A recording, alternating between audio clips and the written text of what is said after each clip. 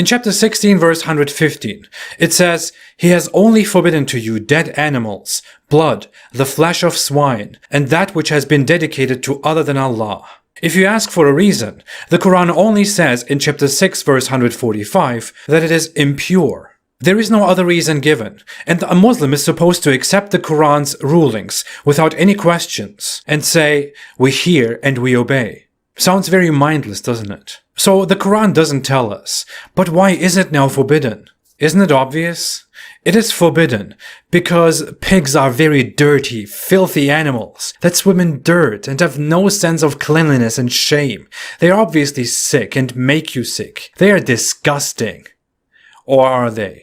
Muslim sources will really tell you that pigs are very filthy, horrible animals and that they carry so many diseases. This is usually their reason number one. That kind of propaganda really antagonizes Muslims and makes them uncomfortable with pigs. You don't want to be around a pig. It took me a long time after leaving Islam until I made peace with pigs and pork because of that strong indoctrination. But contrary to popular Islamic belief, pigs aren't that dirty at all. In reality, pigs are among the cleanest farm animals. They are the only ones that are so careful about the cleanliness of their living space that they go far away from their sleeping den and from their food to defecate at specific places. I was looking at the science. I found a 2013 consumer report that discussed how 69% of raw pork samples were contaminated with a number of different bacteria and parasites, particularly very high in Yersinia enterocolitica, which is a really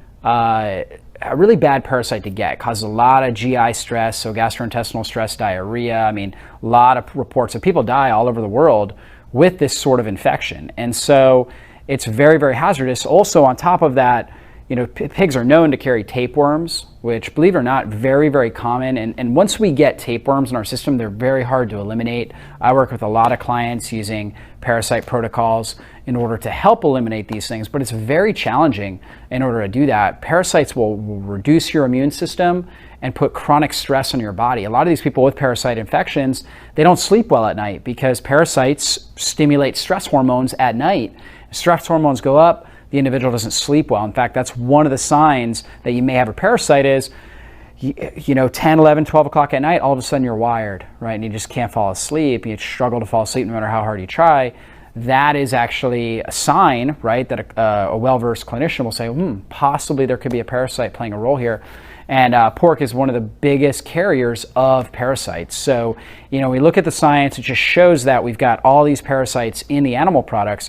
And now we can cook, and we could try to really cook it at a high temperature to kill off as many of these parasites as possible, and that's definitely effective to a degree.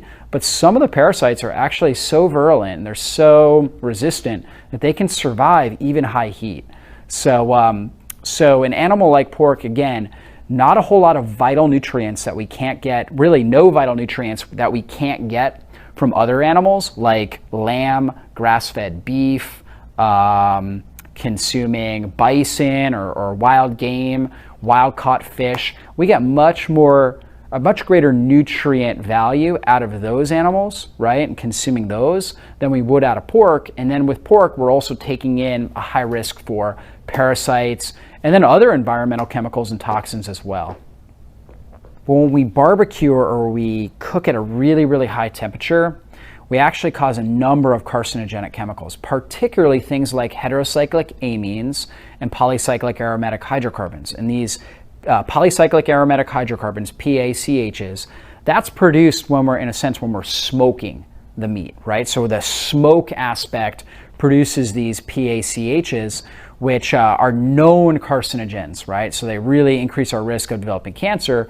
And then heterocyclic amines, so whenever you've got blackened spots on your meat, that's a buildup of heterocyclic amines, which are basically proteins that have been broken down in a certain fashion, and they become really potent free radicals that cause a lot of oxidative stress and tissue damage in our body. So clearly we don't want that. And then also the carbohydrate in the muscle meat gets burned up and it produces something called acrylamide, which is another carcinogen. So you got three of the most potent carcinogens that you are actually producing when you barbecue something. So I'm not a big fan of barbecuing at a really high temperature any sort of meat, And so when we try to do that with pork, we're obviously going to cause problems.